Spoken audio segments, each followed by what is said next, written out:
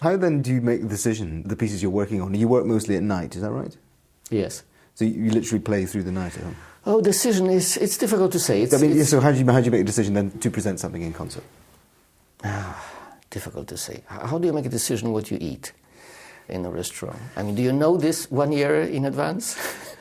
No, but I suppose I eat what I want to, as opposed to eating 1% of what I want to. Whereas, from what you're saying, if you present to the public 1% of what you can play and do play at home, that's a different thing. You know, I have to have a motivation that I want to play this piece at this moment.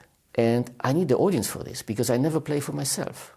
I work at home in a studio, and then for the first time I hear this piece, from the beginning till the end, actually in a concert hall. It's a tremendous risk. And it's wrong. I absolutely don't advise it to any student to do this kind of thing. But I couldn't do it at home. It's like, you know, talking to the mirror, I love you, and looking what are the lips doing at this moment. You need the addressee, you need the person, you need to have the feeling, and then the words will come by itself, and maybe it will sound completely different than what you meant before. And that's what the exciting thing of a concert is. The interpretation is made actually together with the people, with the audience. I have a very precise ideas of what I want to do. I'm prepared, of course, technically. I have at least 3 sets of fingerings, which I change according to the acoustic and to the power I use in various concert halls. 3 ways of fingering each piece that you Sometimes more, sometimes more. So I am prepared for a concert, but the final thing, that what art is made of, actually happens in a concert hall.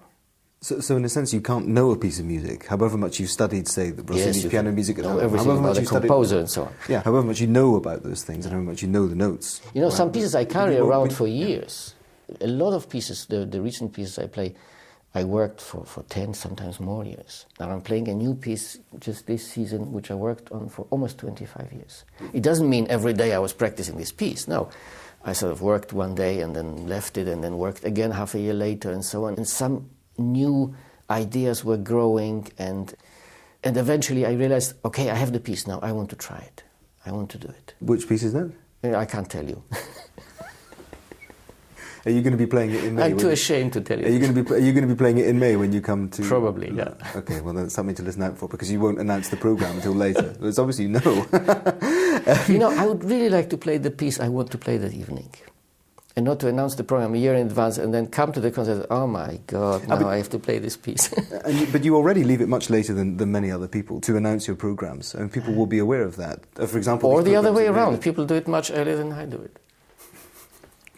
There's another paradox about all this, all the preparation that you go into, so that in a sense you know what you're going to do when you play to an audience. You know what fingering you're going to use. If you're in a big hall, you use one of the fingerings you set up. I don't know. You don't? No.